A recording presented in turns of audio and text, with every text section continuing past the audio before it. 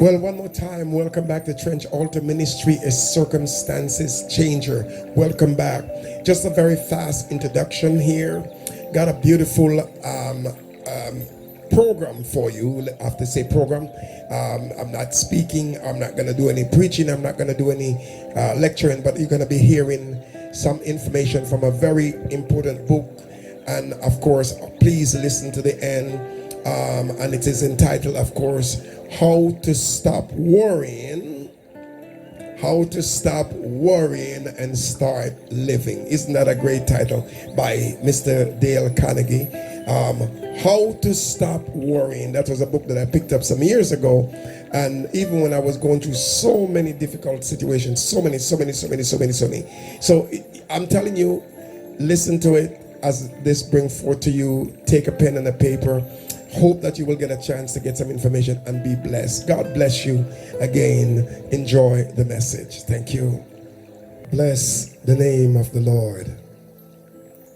Bless the name of the Lord. Good day to each and every one. Minister Errol Trench here from Trench Altar Ministry, a circumstances changer. Bless the name of the Lord. To God be the glory. Great things he have done. Great things he have done. Today I'm not going to be taking a lot of time in my verbal communication because I want to bring forth some information to you. Again, one more time, welcome back to Trench Altar Ministry. Let me just give a very fast introduction.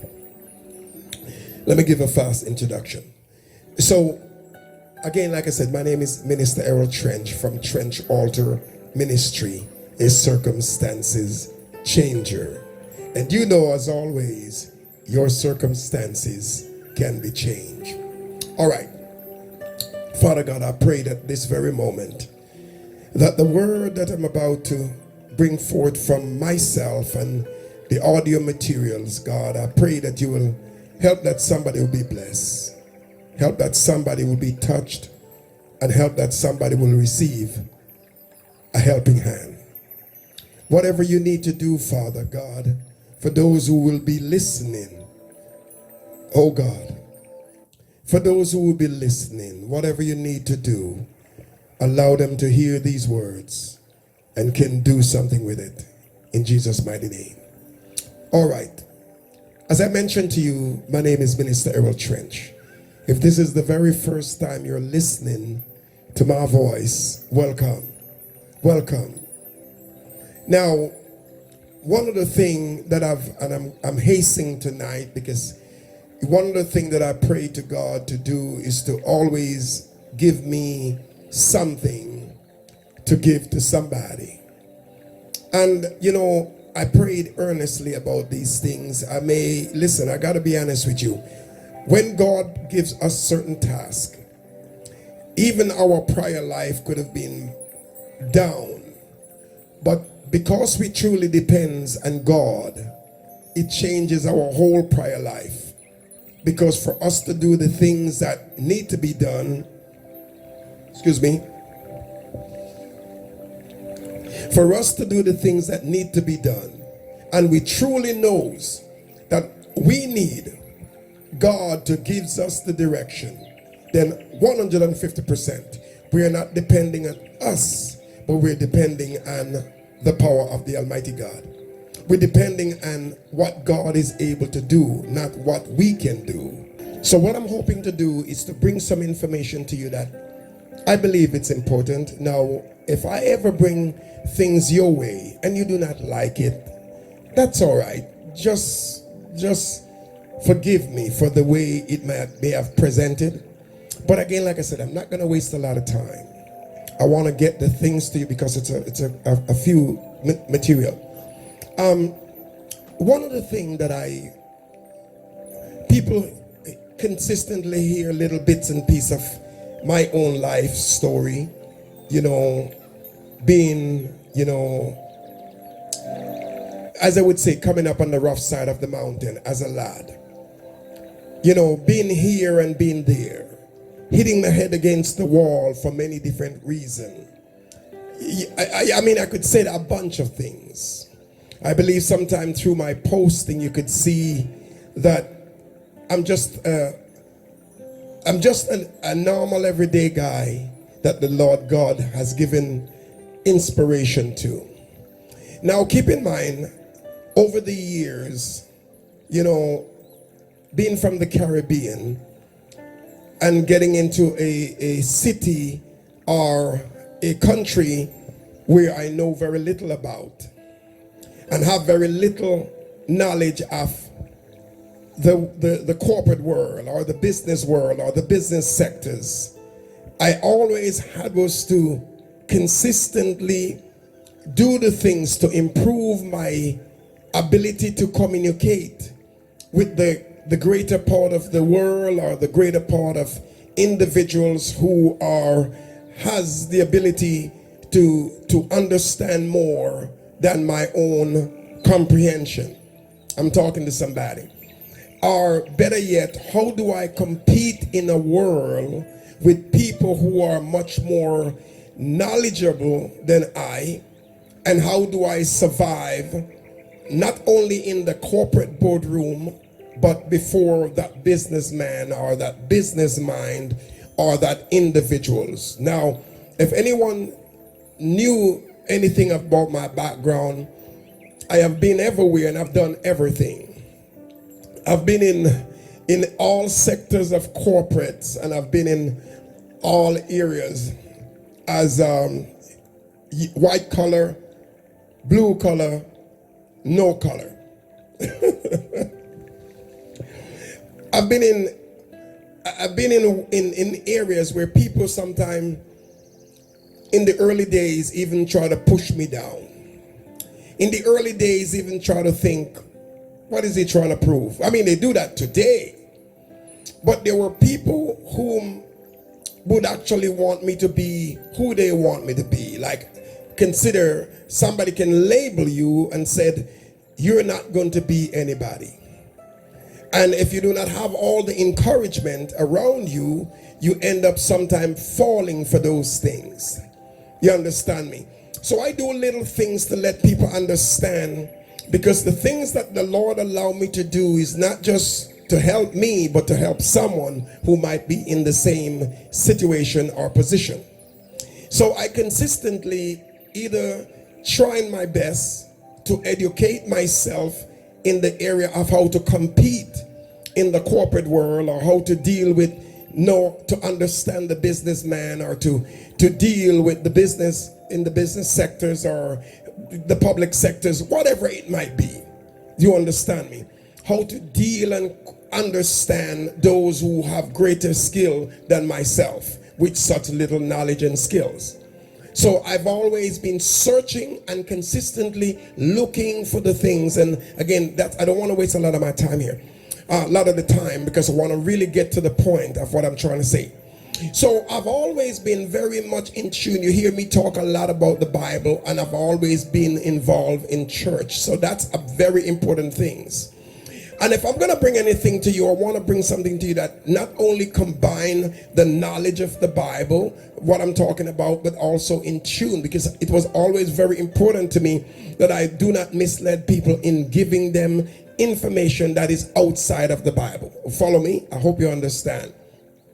So one of the things that I've done, I've always been very in tune in reading books. Now, I'm not the greatest reader of books because I probably will fall asleep, but I was always very much involved in audio. That means while I was on the road driving, whether if I'm driving in a long distance, I would actually put my automobile as a library, my automobile as a classroom, my automobile to learn, to hear, to understand things. Another thing that I would do, believe it or not, another thing that I would do sometimes, I would go to bed and in the early days and sleep with an audio playing and a rotation.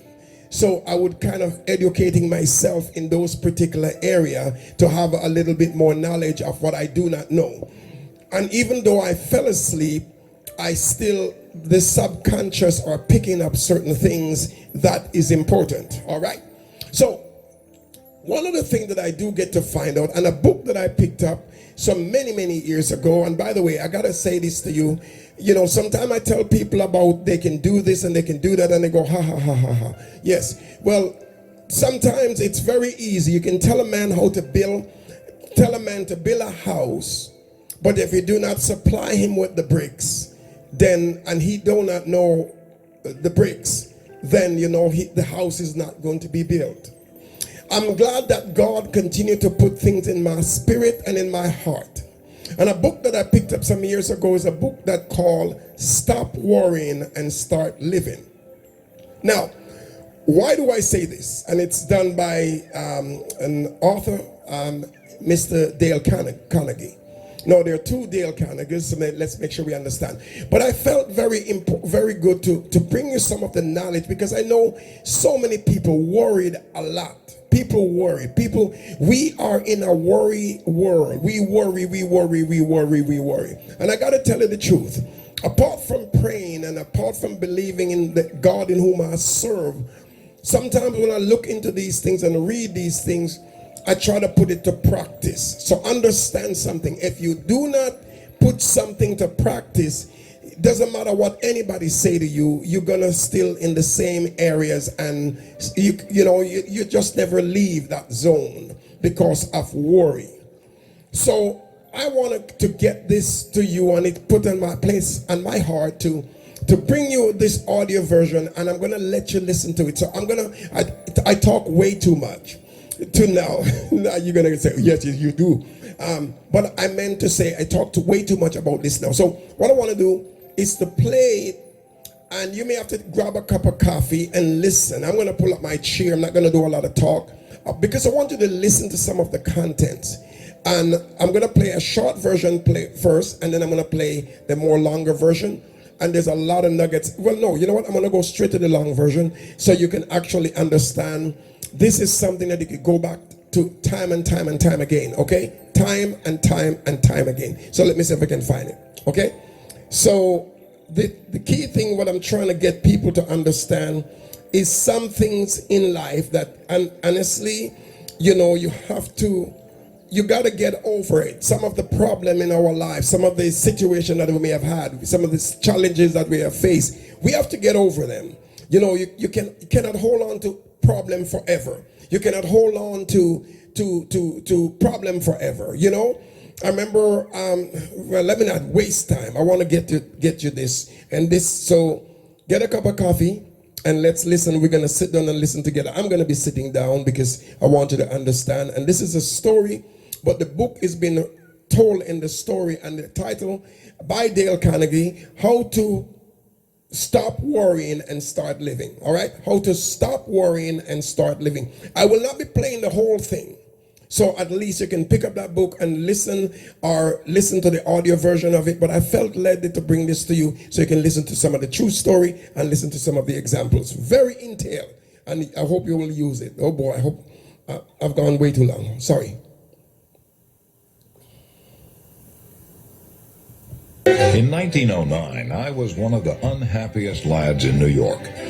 I was selling motor trucks for a living. I didn't know what made a motor truck run, and that wasn't all. I didn't want to know. I despised my job.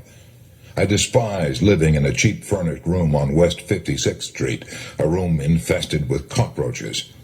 I still remember that I had a bunch of neckties hanging on the walls, and when I reached out of a morning to get a fresh necktie, the cockroaches scattered in all directions.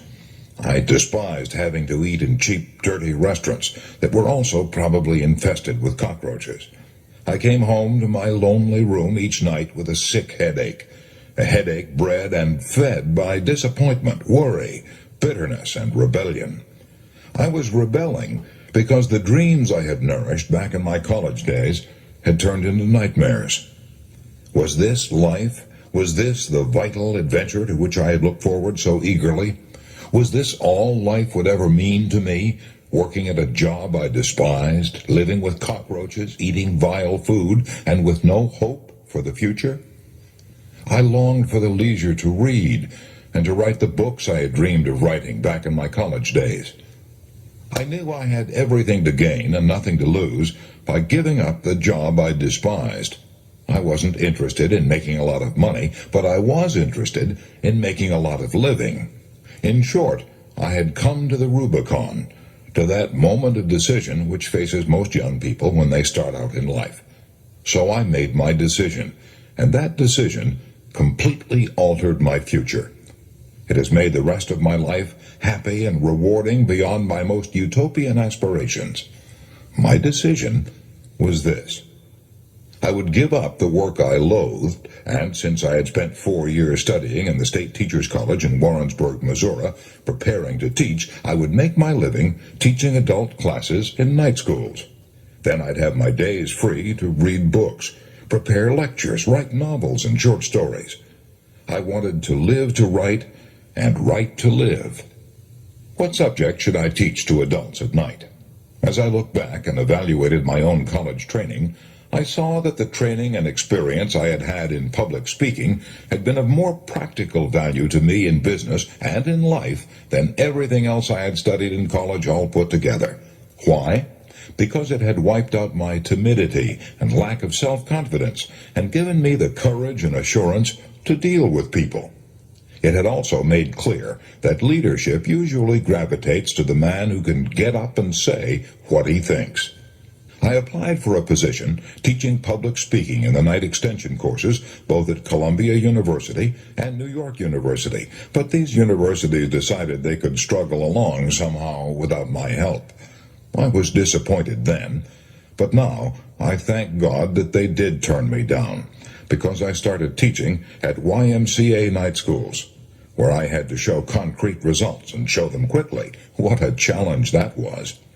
These adults didn't come to my classes because they wanted college credits or social prestige. They came for one reason only. They wanted to solve their problems. They wanted to be able to stand up on their feet and say a few words at a business meeting without fainting from fright. Salesmen wanted to be able to call on a tough customer without having to walk around the block 3 times to get up courage. They wanted to develop poise and self-confidence. They wanted to get ahead in business. They wanted to have more money for their families. And since they were paying for their tuition on an installment basis, and they stopped paying if they didn't get results, and since I was being paid not a salary, but a percentage of the profits, I had to be practical if I wanted to eat. I felt at the time that I was teaching under a handicap, but I realize now that I was getting priceless training. I had to motivate my students. I had to help them solve their problems. I had to make each session so inspiring that they wanted to continue coming. It was exciting work. I loved it. I was astounded at how quickly these businessmen developed self-confidence and how quickly many of them secured promotions and increased pay. The classes were succeeding far beyond my most optimistic hopes. Within 3 seasons, the YMCAs, which had refused to pay me $5 a night in salary, were paying me $30 a night on a percentage basis. At first, I taught only public speaking, but as the years went by, I saw that these adults also needed the ability to win friends and influence people. Since I couldn't find an adequate textbook on human relations, I wrote one myself. It was written, no, it wasn't written in the usual way. It grew and evolved out of the experiences of the adults in these classes. I called it How to Win Friends and Influence People. Since it was written solely as a textbook for my own adult classes, and since I had written 4 other books that no one had ever heard of, I never dreamed that it would have a large sale. I am probably one of the most astonished authors now living. As the years went by, I realized that another of the biggest problems of these adults was worry. A large majority of my students were businessmen, executives, salesmen, engineers, accountants, a cross-section of all the trades and professions, and most of them had problems. There were women in the classes, businesswomen and housewives. They too had problems. Clearly what I needed was a textbook on how to conquer worry. So again, I tried to find one. I went to New York's great public library at 5th Avenue and 42nd Street and discovered, to my astonishment, that this library had only 22 books listed under the title Worry. I also noticed, to my amusement, that it had 189 books listed under worms, almost 9 times as many books about worms as about worry. Astounding, isn't it? Since worry is one of the biggest problems facing mankind, you'd think, wouldn't you, that every high school and college in the land would give a course on how to stop worrying. Yet if there is even one course on that subject in any college in the land, I have never heard of it. No wonder David Seabury said in his book, How to Worry Successfully, "We come to maturity with as little preparation for the pressures of experience as a bookworm asked to do a ballet." The result? More than half our hospital beds are occupied by people with nervous and emotional troubles. I looked over these 22 books on worry reposing on the shelves of the New York Public Library. In addition, I purchased all the books on worry I could find, yet I couldn't discover even one that I could use as a text in my course for adults. So I resolved to write one myself. I began preparing myself to write this book 7 years ago. How? By reading what the philosophers of all ages have said about worry. I also read hundreds of biographies, all the way from Confucius to Churchill. I also interviewed scores of prominent people in many walks of life, such as Jack Dempsey, General Omar Bradley, General Mark Clark, Henry Ford, Eleanor Roosevelt, and Dorothy Dix. But that was only a beginning. I also did something else that was far more important than the interviews and the reading. I worked for 5 years in a laboratory for conquering worry, a laboratory conducted in our own adult classes. As far as I know, it was the first and only laboratory of its kind in the world. This is what we did. We gave students a set of rules on how to stop worrying, and asked them to apply these rules in their own lives and then talk to the class on the results they had obtained. Others reported on techniques they'd used in the past. As a result of this experience, I presume I have listened to more talks on how I conquered worry than has any other individual who ever walked this earth. In addition, I read hundreds of other talks on how I conquered worry, talks that were sent to me by mail, talks that had won prizes in our classes that are held throughout the world. So this book didn't come out of an ivory tower. Neither is it an academic preachment on how worry might be conquered. Instead, I've tried to write a fast-moving, concise, documented report on how worry has been conquered by thousands of adults. One thing is certain, this book is practical. You can set your teeth in it. Science, said the French philosopher Valéry, is a collection of successful recipes. That's what this book is, a collection of successful and time-tested recipes to rid our lives of worry. However, let me warn you, you won't find anything new in it, but you will find much that's not generally applied. And when it comes to that, you and I don't need to be told anything new. We already know enough to lead perfect lives. We've all read the Golden Rule and the Sermon on the Mount. Our trouble is not ignorance, but inaction. The purpose of this book is to restate, illustrate, streamline, air condition, and glorify a lot of ancient and basic truths, and kick you in the shins and make you do something about applying them. You didn't pick up this book to read about how it was written. You're looking for action, all right? Let's go. Please read parts 1 and 2 of this book, and then if by that time you don't feel you've acquired a new power and a new inspiration to stop worry and enjoy life, then toss this book away. It is no good for you. How to Stop Worrying and Start Living by Dale Carnegie. Part 1. Fundamental Facts You Should Know About Worry. Chapter 1.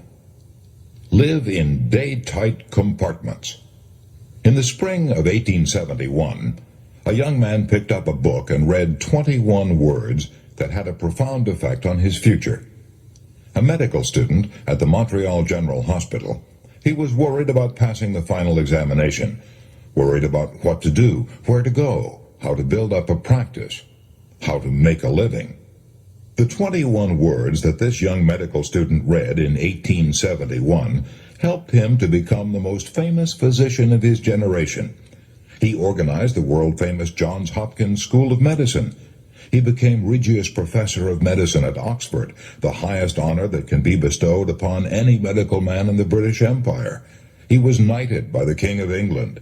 When he died, 2 huge volumes containing 1,466 pages were required to tell the story of his life. His name was Sir William Osler. Here are the 21 words that he read in the spring of 1871, 21 words from Thomas Carlyle that helped him lead a life free from worry. Our main business is not to see what lies dimly at a distance, but to do what lies clearly at hand. 42 years later, on a soft spring night when the tulips were blooming on the campus, this man, Sir William Osler, addressed the students of Yale University. He told those Yale students that a man like himself, who had been a professor in 4 universities and had written a popular book, was supposed to have brains of a special quality. He declared that this was untrue. He said that his intimate friends knew that his brains were of the most mediocre character. What then was the secret of his success? He stated that it was owing to what he called living in day-tight compartments. What did he mean by that? A few months before he spoke at Yale, Sir William Osler had crossed the Atlantic on a great ocean liner, where the captain, standing on the bridge, could press a button, and presto, there was a clanging of machinery, and various parts of the ship were immediately shut off from one another, shut off into watertight compartments. Now, each one of you, Dr. Osler said to these Yale students, is a much more marvelous organization than the great liner, and bound on a longer voyage. What I urge is that you so learn to control the machinery as to live with day-tight compartments as the most certain way to ensure safety on the voyage. Get on the bridge and see that at least the great bulkheads are in working order. Touch a button and hear at every level of your life the iron doors shutting out the past, the dread yesterdays. Touch another and shut off with a metal curtain the future, the unborn tomorrows. Then you are safe for today. Shut off the past. Let the dead past bury its dead. Shut out the yesterdays which have lighted fools the way to dusty death. The load of tomorrow added to that of yesterday, carried today, makes the strongest falter. Shut off the future as tightly as the past. The future is today. There is no tomorrow. The day of man's salvation is now. Waste of energy, mental distress, nervous worries dog the steps of a man who is anxious about the future. Shut close, then, the great fore and aft bulkheads, and prepare to cultivate the habit of a life of day-tight compartments. Did Dr. Osler mean to say that we should not make any effort to prepare for tomorrow? No, not at all. But he did go on in that address to say that the best possible way to prepare for tomorrow is to concentrate with all your intelligence, all your enthusiasm, on doing today's work superbly today. That's the only possible way you can prepare for the future. Sir William Osler urged the students at Yale to begin the day with Christ's prayer, "Give us this day our daily bread." Remember that the prayer asks only for today's bread. It doesn't complain about the stale bread we had to eat yesterday, and it doesn't say, "Oh God, it has been pretty dry out in the wheat belts lately, and we may have another drought, and then how will I get my bread to eat next fall?" Or, "Suppose I lose my job, oh God, how could I get bread then?" No, this prayer teaches us to ask for today's bread only. Today's bread is the only kind of bread you can possibly eat. Years ago, a penniless philosopher was wandering through stony country where the people had a hard time making a living. One day a crowd gathered about him on a hill, and he gave what is probably the most quoted speech ever delivered anywhere at any time. This speech contains 26 words that have gone ringing down across the centuries. "Take therefore no thought for the morrow shall take thought for the things of itself. Sufficient unto the day is the evil thereof." Many men have rejected those words of Jesus, "Take no thought for the morrow." They have rejected those words as a counsel of perfection, as a bit of mysticism. I must take thought for the morrow, they say. I must take out insurance to protect my family. I must lay aside money for my old age. I must plan and prepare to get ahead. Right, of course you must. The truth is that those words of Jesus, translated over 300 years ago, don't mean today what they meant during the reign of King James. 300 years ago, the word thought frequently meant anxiety. Modern versions of the Bible quote Jesus more accurately as saying, "Have no anxiety for the tomorrow." By all means, take thought for tomorrow. Yes, careful thought and planning and preparation, but have no anxiety. During the Second World War, our military leaders planned for the morrow, but they could not afford to have any anxiety. "I have supplied the best men with the best equipment we have," said Admiral Ernest J. King, who directed the United States Navy, "and have given them what seems to be the wisest mission. That is all I can do." Whether in war or peace, good thinking deals with causes and effects and leads to logical, constructive planning. Bad thinking frequently leads to tension and nervous breakdown.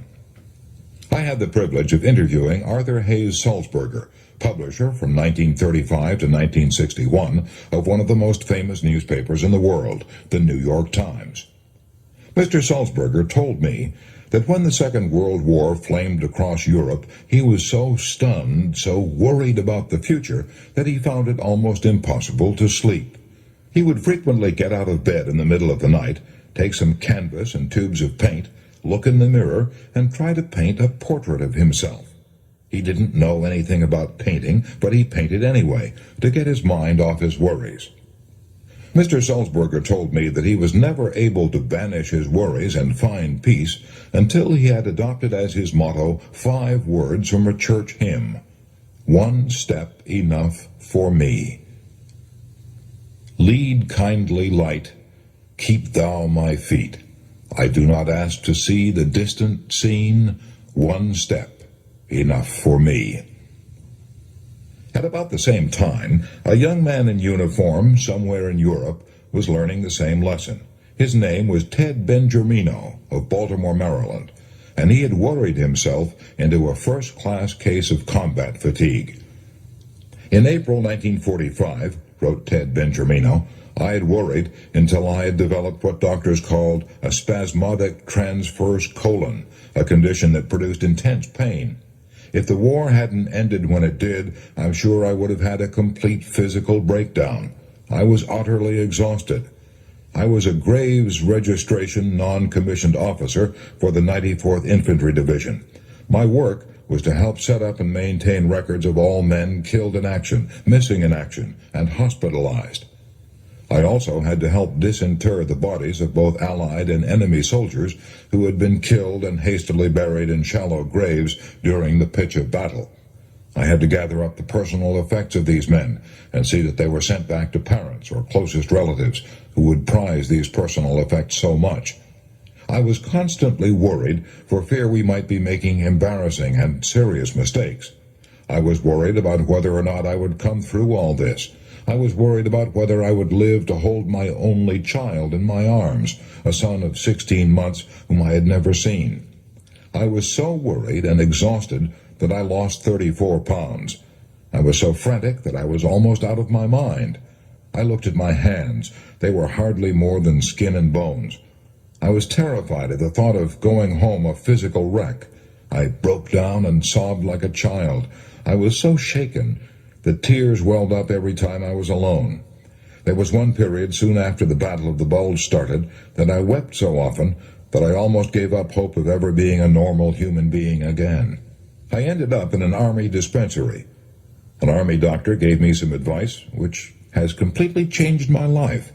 After giving me a thorough physical examination, he informed me that my troubles were mental. "Ted," he said, "I want you to think of your life as an hourglass. You know there are thousands of grains of sand in the top of the hourglass, and they all pass slowly and evenly through the narrow neck in the middle. Nothing you or I could do would make more than one grain of sand pass through this narrow neck without impairing the hourglass. You and I and everyone else are like this hourglass. When we start in the morning, there are hundreds of tasks which we feel that we must accomplish that day.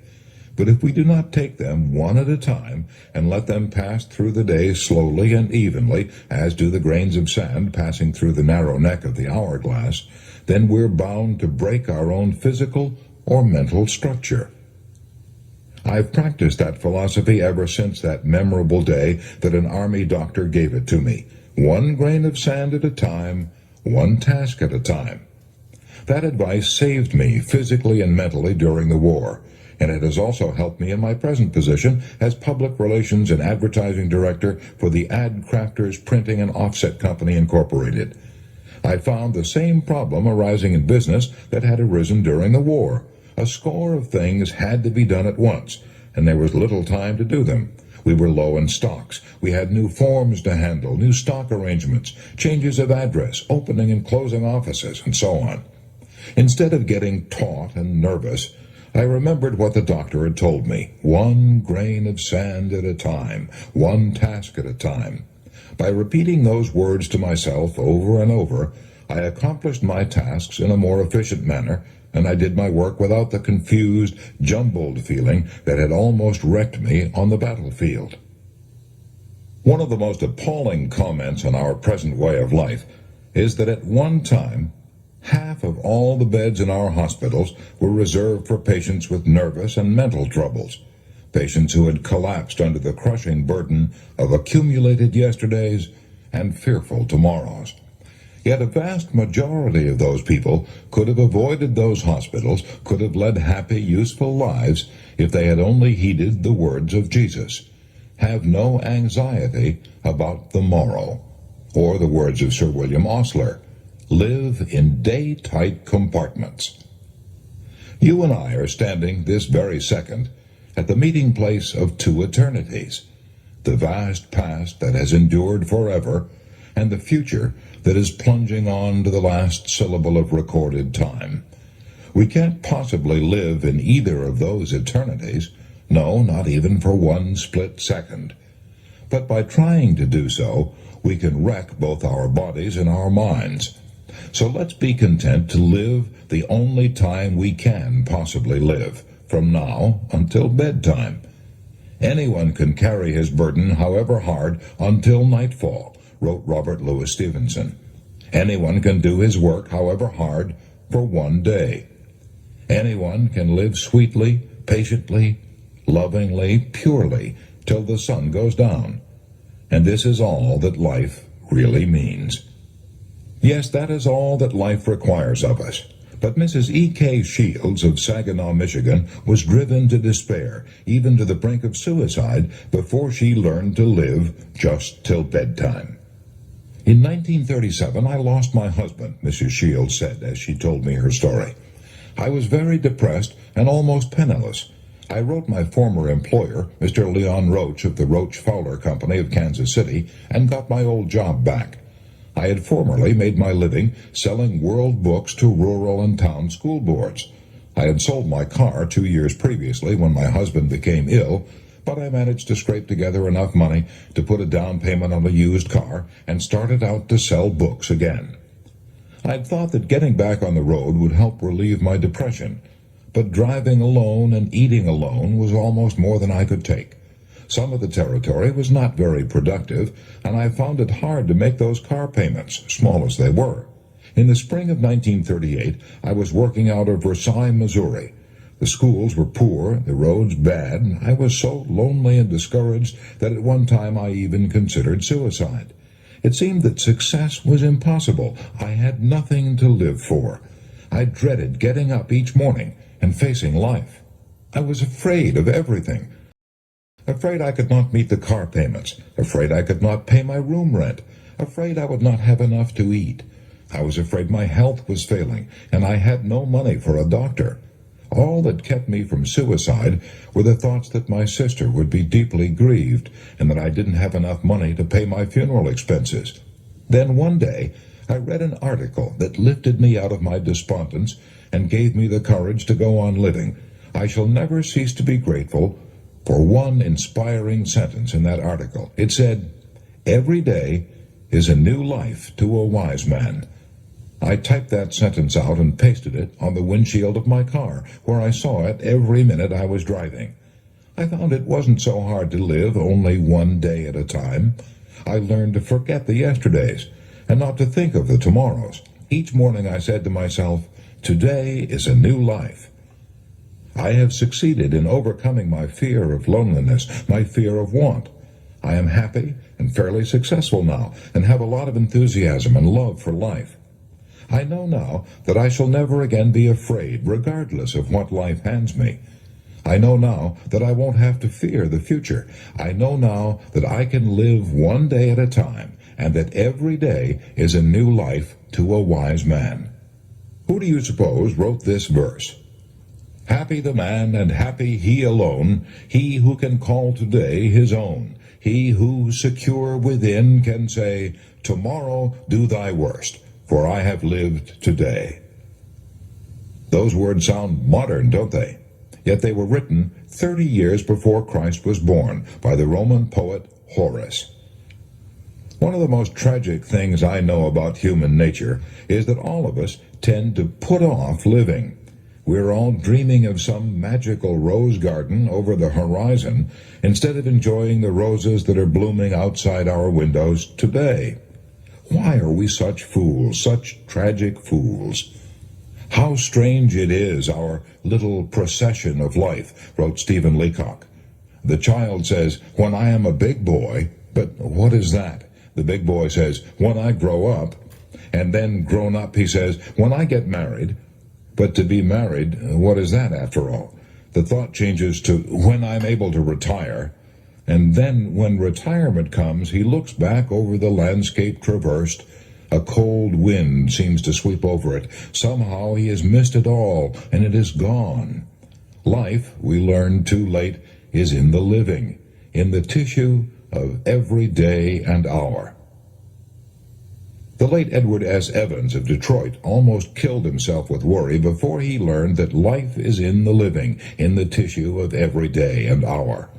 Brought up in poverty, Edward Evans made his first money by selling newspapers, then worked as a grocer's clerk. Later, with 7 people dependent upon him for bread and butter, he got a job as an assistant librarian. Small as the pay was, he was afraid to quit. 8 years passed before he could summon up the courage to start out on his own.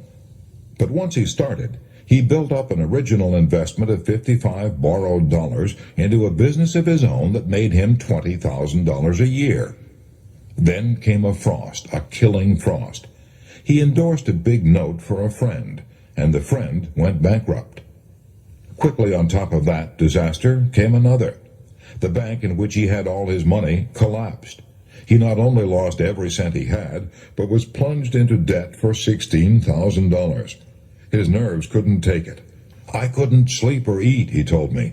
I became strangely ill. Worry, and nothing but worry, he said, brought on this illness. One day as I was walking down the street, I fainted and fell on the sidewalk. I was no longer able to walk. I was put to bed, and my body broke out in boils. These boils turned inward until just lying in bed was agony. I grew weaker every day. Finally, my doctor told me that I had only 2 more weeks to live. I was shocked. I drew up my will and take it. I couldn't sleep or eat, he told me. I became strangely ill. Worry, and nothing but worry, he said, brought on this illness. One day as I was walking down the street, I fainted and fell on the sidewalk. I was no longer able to walk. I was put to bed, and my body broke out in boils. These boils turned inward until just lying in bed was agony. I grew weaker every day. Finally, my doctor told me that I had only 2 more weeks to live. I was shocked. I drew up my will, and then lay back in bed to await my end. No use to struggle now or worry. I gave up, relaxed, and went to sleep. I hadn't slept 2 hours in succession for weeks, but now, with my earthly problems drawing to an end, I slept like a baby. My exhausting weariness began to disappear. My appetite returned. I gained weight. A few weeks later, I was able to walk with crutches. 6 weeks later, I was able to go back to work. I'd been making $20,000 a year, but I was glad now to get a job for $30 a week. I got a job selling blocks to put behind the wheels of automobiles when they're shipped by freight. I'd learned my lesson now. No more worry for me, no more regret about what had happened in the past, no more dread of the future. I concentrated all my time, energy, and enthusiasm into selling those blocks. Edward S. Evans shot up fast now. In a few years, he was president of the company, the Evans Products Company. It's been listed on the New York Stock Exchange for years. If you ever fly over Greenland, you may land on Evans Field, a flying field named in his honor. Yet Edward S. Evans never would have achieved these victories if he hadn't learned to live in day-tight compartments. You'll recall that the White Queen said, "The rule is jam tomorrow and jam yesterday, but never jam today." Most of us are like that, stewing about yesterday's jam and worrying about tomorrow's jam, instead of spreading today's jam thick on our bread right now. Even the great French philosopher Montaigne made that mistake. "My life," he said, "has been full of terrible misfortunes, most of which never happened." So has mine. So has yours. "Think," said Dante, "that this day will never dawn again." Life is slipping away with incredible speed. We're racing through space at a rate of 19 miles every second. Today is our most precious possession. It is our only sure possession. That's the philosophy of Lowell Thomas. I recently spent a weekend at his farm and noticed that he had these words from Psalm 118 framed and hanging on the wall of his broadcasting studio, where he would see them often. "This is the day which the Lord hath made. We will rejoice and be glad in it." The writer John Ruskin had on his desk a simple piece of stone on which was carved one word, "Today."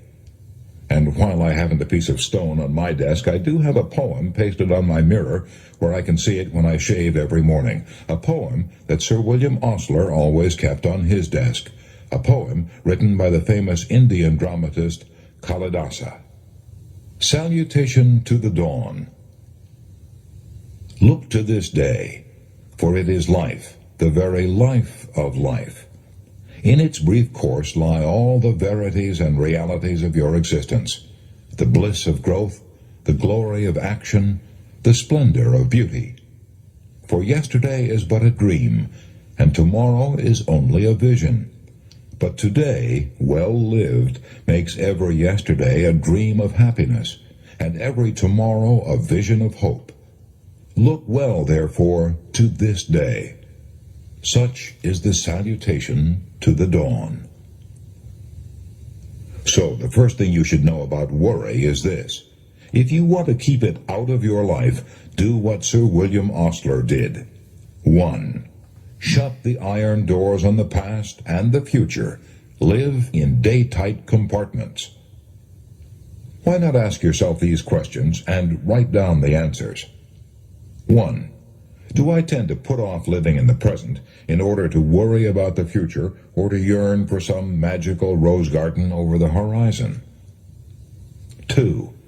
Do I sometimes embitter the present by regretting things that happened in the past that are over and done with? 3. Do I get up in the morning determined to seize the day, to get the utmost out of these 24 hours? 4. Can I get more out of life by living in day-tight compartments? 5. When shall I start to do this? Next week? Tomorrow? Today? Chapter 2. A magic formula for solving worry situations. Would you like a quick, surefire recipe for handling worry situations? A technique you can start using right away, before you go any further in reading this book. Then let me tell you about the method worked out by Willis H. Carrier, the brilliant engineer who launched the air conditioning industry and who headed the world-famous Carrier Corporation in Syracuse, New York. It's one of the best techniques I ever heard of for solving worry problems, and I got it from Mr. Carrier personally when we were having lunch together one day at the Engineers Club in New York. When I was a young man, Mr. Carrier said, I worked for the Buffalo Forge Company in Buffalo, New York.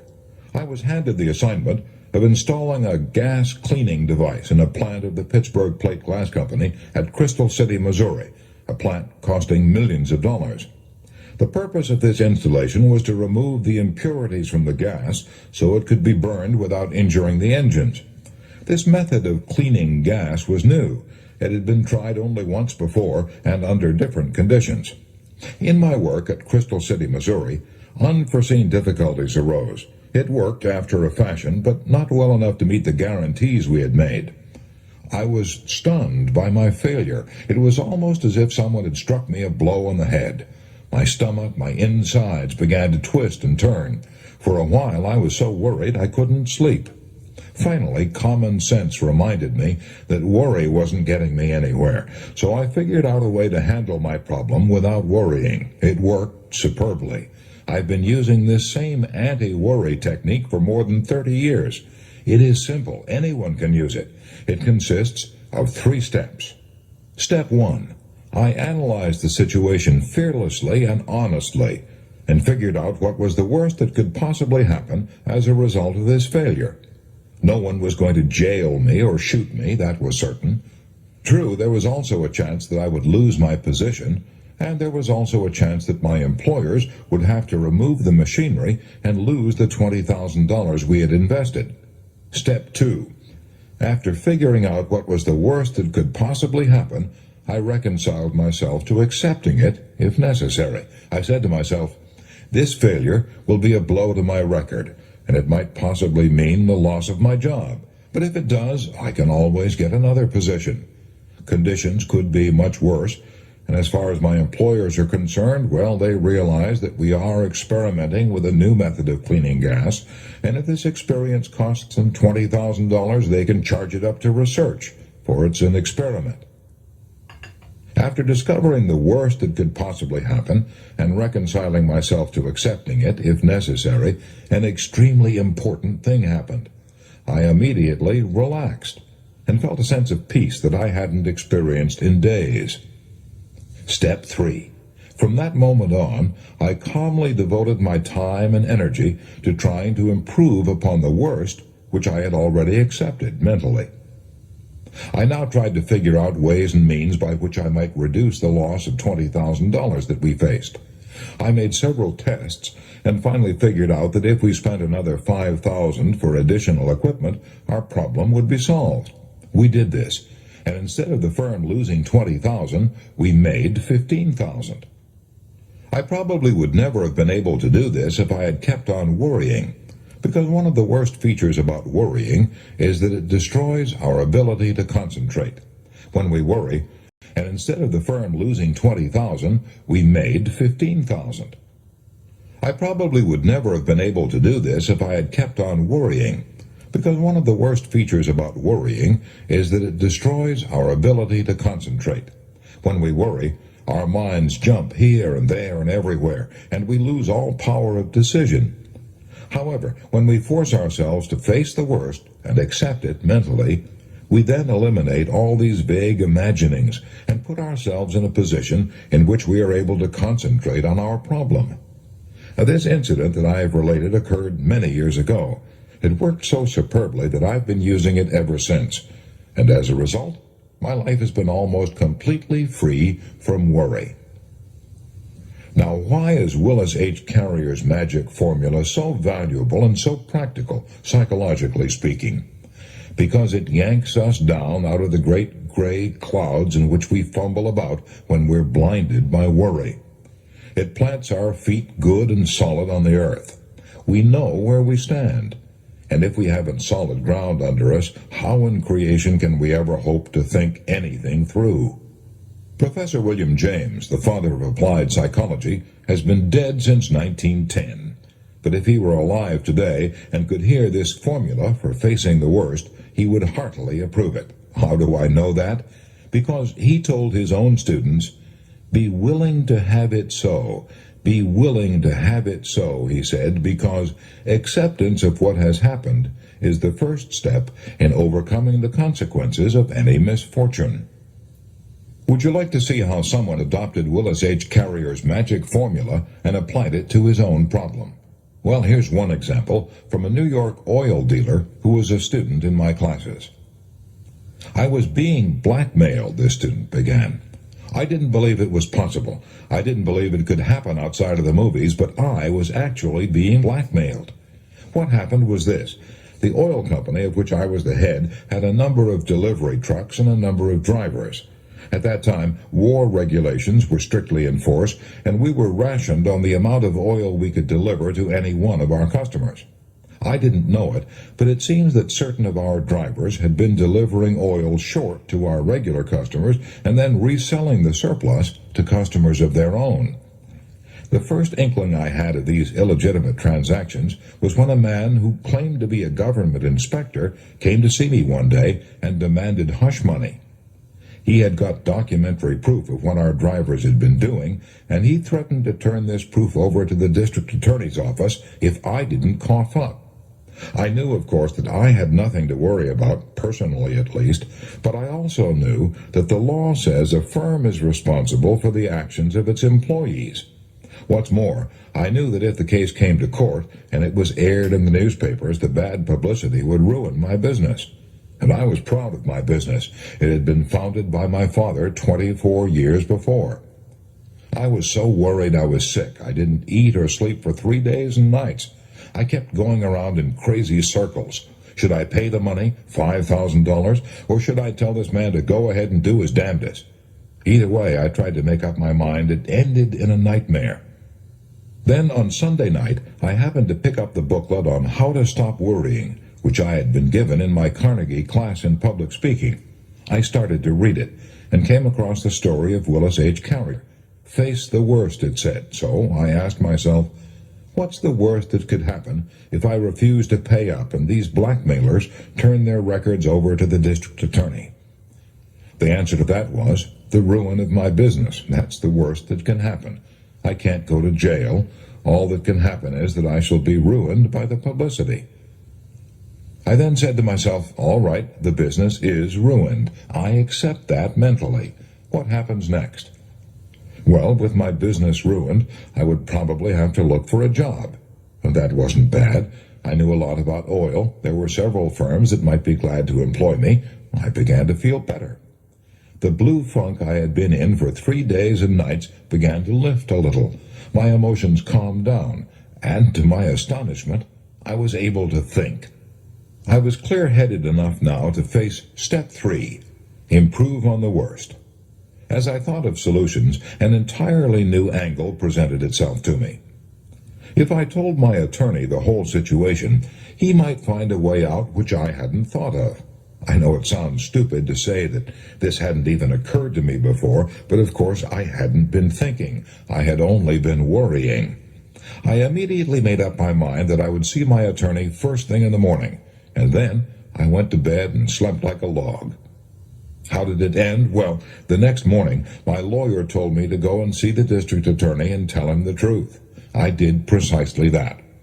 When I finished, I was astonished to hear the DA say that this blackmail racket had been going on for months, and that the man who claimed to be a government agent was a crook wanted by the police. What a relief to hear all this after I had tormented myself for 3 days and nights wondering whether I should hand over $5,000 to this professional swindler. This experience taught me a lasting lesson. Now, whenever I face a pressing problem that threatens to worry me, I give it what I call the old Willis H. Carrier formula. If you think Willis H. Carrier had troubles, listen, you ain't heard nothing yet. Here's the story of Earl P. Haney of Winchester, Massachusetts. Here's the story as he told it to me himself on November 17, 1948, in the Hotel Statler in Boston. Back in the 20s, he said, I was so worried that ulcers began eating the lining of my stomach. One night I had a terrible hemorrhage. I was rushed to a hospital connected with the School of Medicine of Northwestern University of Chicago. My weight dropped from 175 pounds to 90 pounds. I was so ill, I was warned not even to lift my hand. 3 doctors, including a celebrated ulcer specialist, said my case was incurable. I lived on alkaline powders and a tablespoonful of half milk and half cream every hour. A nurse put a rubber tube down into my stomach every night and morning and pumped out the contents. This went on for months. Finally, I said to myself, "Look here, Earl Haney, if you have nothing to look forward to except a lingering death, you might as well make the most of the little time you have left. You have always wanted to travel around the world before you die, so if you're ever going to do it, you will have to do it now." When I told my physicians I was going to travel around the world and pump out my own stomach twice a day, they were shocked. Impossible. They'd never heard of such a thing. They warned me that if I started around the world, I would be buried at sea. "No, I won't," I replied. "I've promised my relative that I will be buried in the family plot in Broken Bow, Nebraska, so I'm going to take my casket with me." I arranged for a casket, put it aboard a ship, and then made arrangements with the steamship company in the event of my death to put my corpse in a freezing compartment and keep it there till the liner returned home. I set out on my trip imbued with the spirit of old Omar. "Ah, make the most of what we yet may spend, before we too into the dust descend. Dust into dust, and under dust to lie, sans wine, sans song, sans singer, and sans end." The moment I boarded the SS President Adams in Los Angeles and headed for the Orient, I felt better. I gradually gave up my alkaline powders and my stomach pump. I was soon eating all kinds of food, even strange native mixtures and concoctions that were guaranteed to kill me. As the weeks went by, I even smoked long black cigars and drank highballs. I enjoyed myself more than I had in years. We ran into monsoons and typhoons which should have put me in my casket, if only from fright, but I got an enormous kick out of all this adventure. I played games aboard the ship, sang songs, made new friends, stayed up half the night. When we reached China and India, I realized that the business cares that I had faced back home were paradise compared to the poverty and hunger in the Orient.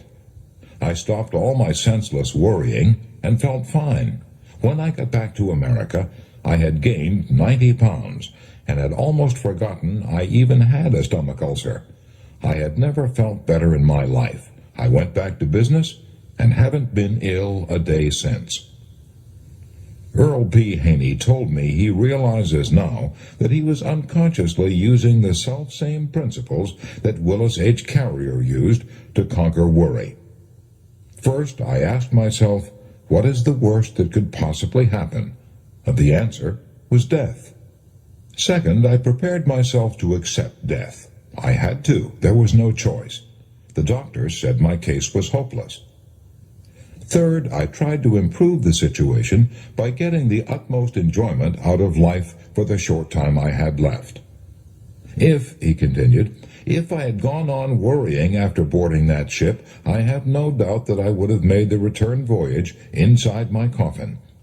But I relaxed. I forgot all my troubles. And this calmness of mind gave me a new burst of energy which actually saved my life. So, Rule 2 is this. If you have a worry problem, apply the magic formula of Willis H. Carrier by doing these 3 things. 1. Ask yourself, what is the worst that can possibly happen? 2. Prepare to accept it if you have to. 3. Then calmly proceed to improve on the worst. Part 2. Basic Techniques in Analyzing Worry. Chapter 4. How to Analyze and Solve Worry Problems.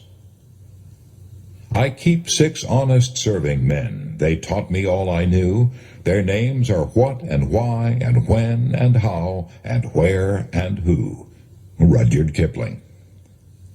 Will the magic formula of Willis H. Carrier, described in Part 1, Chapter 2, solve all worry problems? No, of course not. Then what is the answer? The answer is that we must equip ourselves to deal with different kinds of worries by learning the 3 basic steps of problem analysis. The 3 steps are, 1. Get the facts. 2. Analyze the facts. 3. Arrive at a decision, and then act on that decision. Obvious stuff, yes. Aristotle taught it and used it. And you and I must use it too, if we're going to solve the problems that are harassing us and turning our days and nights into veritable hells. Let's take the first rule. Get the facts.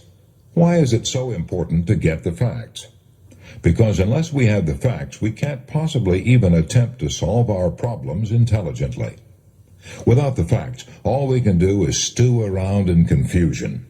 My idea? No, that was the idea of the late Herbert E. Hawks, Dean of Columbia College, Columbia University, for 22 years. He had helped 200,000 students solve their worry problems, and he told me that confusion is the chief cause of worry. He put it this way. He said, half the worry in the world is caused by people trying to make decisions before they have sufficient knowledge on which to base a decision. For example, he said, if I have a problem which has to be faced at 3 o'clock next Tuesday, I refuse to even try to make a decision about it until next Tuesday arrives. In the meantime, I concentrate on getting all the facts that bear on the problem. I don't worry, he said. I don't agonize over my problem. I don't lose any sleep. I simply concentrate on getting the facts. And by the time Tuesday rolls around, if I've got all the facts, the problem usually solves itself. I asked Dean Hawks if he meant he had licked worry entirely. Yes, he said, I think I can honestly say that my life is now almost totally devoid of worry. I've found, he went on, that if a man will devote his time to securing facts in an impartial, objective way, his worries will usually evaporate in the light of knowledge. Let me repeat that. If a man will devote his time to securing facts in an impartial, objective way, his worries will usually evaporate in the light of knowledge. But what do most of us do? If we bother with facts at all, and Thomas Edison said in all seriousness, there is no expedient to which a man will not resort to avoid the labor of thinking. If we bother with facts at all, we hunt like bird dogs after the facts that bolster up what we already think, and ignore all the others. We want only the facts that justify our acts, the facts that fit in conveniently with our wishful thinking, and justify our preconceived prejudices. As André Maurois put it, everything that is in agreement with our personal desires seems true. Everything that is not puts us into a rage. Is it any wonder, then, that we find it so hard to get at the answers to our problems? Wouldn't we have the same trouble trying to solve a second-grade arithmetic problem if we went ahead on the assumption that 2 plus 2 equals 5? Yet there are a lot of people in this world who make life a hell for themselves and others by insisting that 2 plus 2 equals 5, or maybe 500. What can we do about it? We have to keep our emotions out of our thinking, and as Dean Hawks put it, we must secure the facts in an impartial, objective manner. That's not an easy task when we're worried. When we're worried, our emotions are riding high. But here are 2 ideas that I've found helpful when trying to step aside from my problems in order to see the facts in a clear, objective manner. 1. When trying to get the facts, I pretend that I'm collecting this information not for myself, but for some other person. This helps me to take a cold, impartial view of the evidence. This helps me eliminate my emotions. 2. While trying to collect the facts about the problem that is worrying me, I sometimes pretend that I'm a lawyer preparing to argue the other side of the issue. In other words, I try to get all the facts against myself, all the facts that are damaging to my wishes, all the facts I don't like to face. Then I write down both my side of the case and the other side of the case, and I generally find that the truth lies somewhere in between these 2 extremities. Here's the point I'm trying to make. Neither you, nor I, nor Einstein, nor the Supreme Court of the United States is brilliant enough to reach an intelligent decision on any problem without first getting the facts. Thomas Edison knew that. At the time of his death, he had 2,500 notebooks filled with facts about the problems he was facing. So Rule 1 for solving our problems is, get the facts. Let's do what Dean Hawkes did. Let's not even attempt to solve our problems without first collecting all the facts in an impartial manner. All right. All right. So I have to do this in a two-part. So if you receive more or less, well, first of all, it's not anywhere close to be done. But for this information that I wanted to bring forth to you, definitely I will be stopping at this area.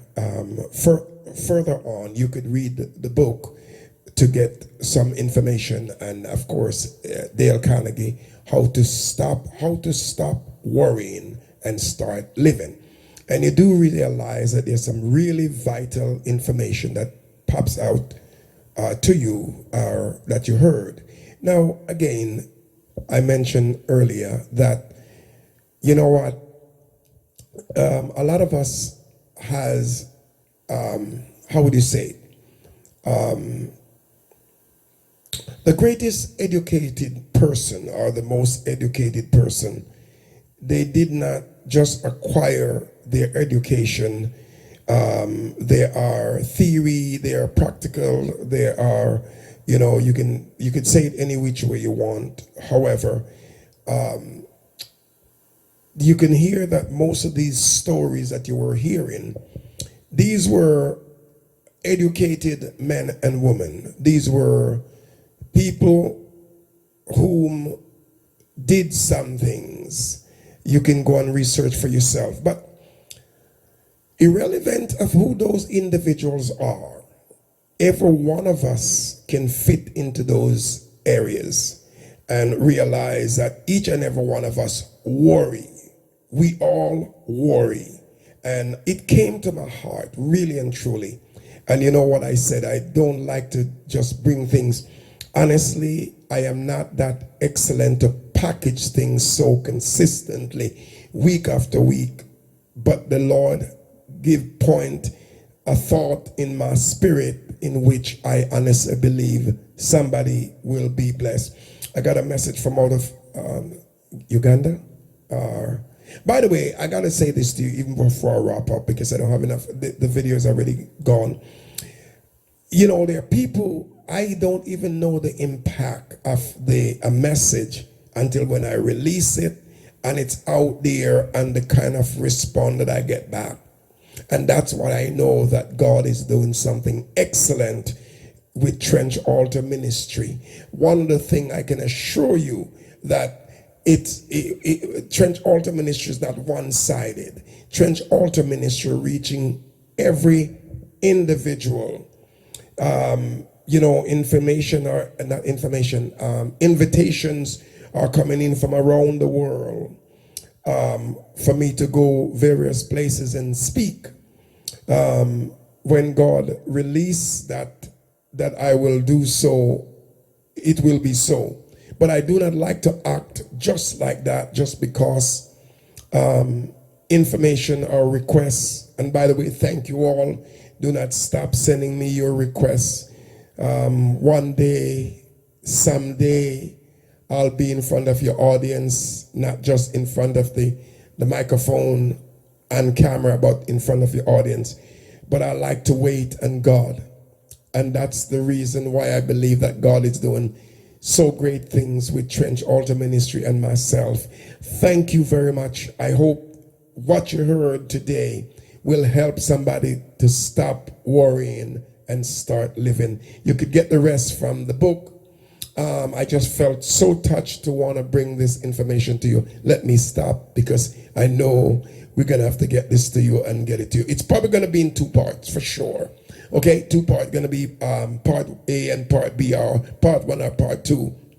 Just so we don't kill it and we know what's going to happen. So it's definitely left to be in two parts. Okay, God bless you. Trench Altar Ministry, Minister Errol Trench from Trench Altar Ministry is circumstances changer. And as always, I know for sure that your circumstances can be changed. As always, your circumstances can be changed. You listen to the voice of Minister Errol Trench from Trench Altar Ministry, a circumstances changer. Visit us at trenchalterministry.com. Visit us on our YouTube